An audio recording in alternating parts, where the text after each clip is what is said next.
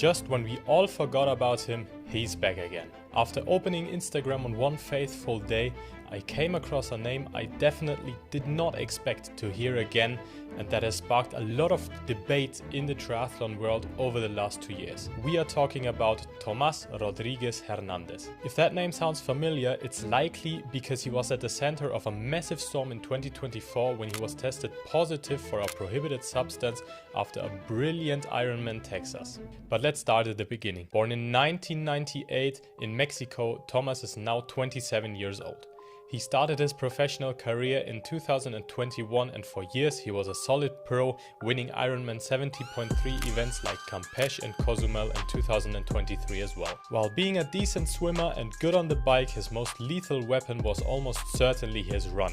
This led to him running a sub 240 on his debut long distance race. But up until the 2024 season, he was still somewhat unknown and was flying under the radar in the global triathlon world. But that all changed when he started in Texas.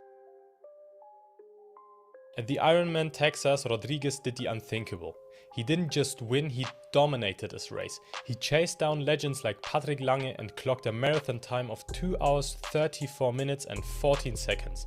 But the celebration was short-lived, obviously. Just weeks later the news broke. On August 6th, 2024, the ITA announced Rodriguez had tested positive for clomiphene on an in-competition sample the day of the race. Clomiphene is a so-called selective estrogen receptor modulator, short SERM. It is primarily used to treat infertility by stimulating ovulation and is prohibited in sports because it boosts testosterone and can therefore counterbalance steroid use. He initially fought the charges, claiming that the result came from contaminated chicken eggs and meat. This defense doesn't seem too uncommon in the country of Mexico, but unlike Ochoa and the other Mexican football players, he wasn't able to provide crucial evidence to prove the contamination. All of this paints a pretty clear picture. If Rodriguez really believed that it was food contamination, then why didn't he try to fight it? Especially because there is evidence out there that suggests a contamination is quite possible. In this study, for example, which was published in April of 2022,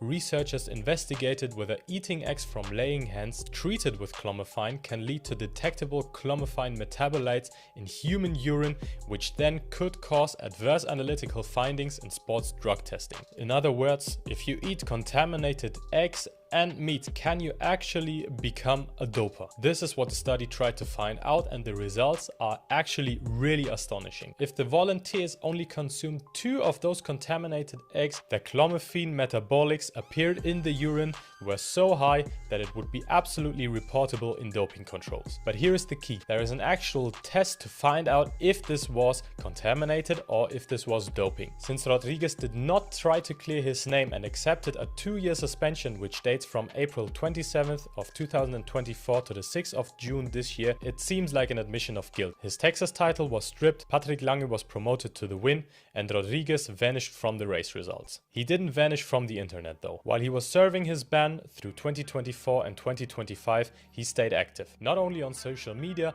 but also in his training regime, and on January 2026 he posted this video on Instagram with the caption reading, "Soon the whole world will know my name again." He is posting videos of himself looking quite sharp and quite lean if you ask me.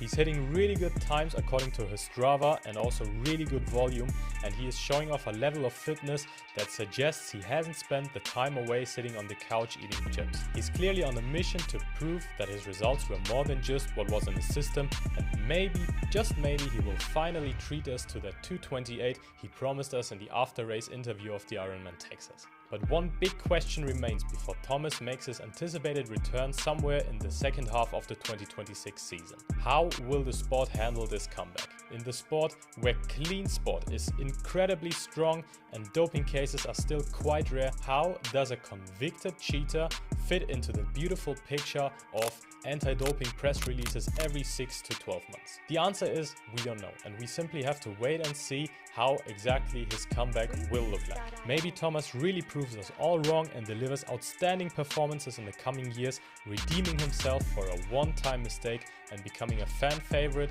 as well as one of Latin America's top triathletes ever. Or maybe he will never reach the same heights again and the memory of him beating Patrick Lange in Texas might just be a bad dream after all for us. But what do you think? Did the ITA let Tomas off the hook too easily, and how will he perform over the coming years? Let's discuss in the comments and consider subscribing if you don't want to miss any news regarding the world of triathlon. But for now though, I will see you soon with the next one. Have a good one. Bye bye.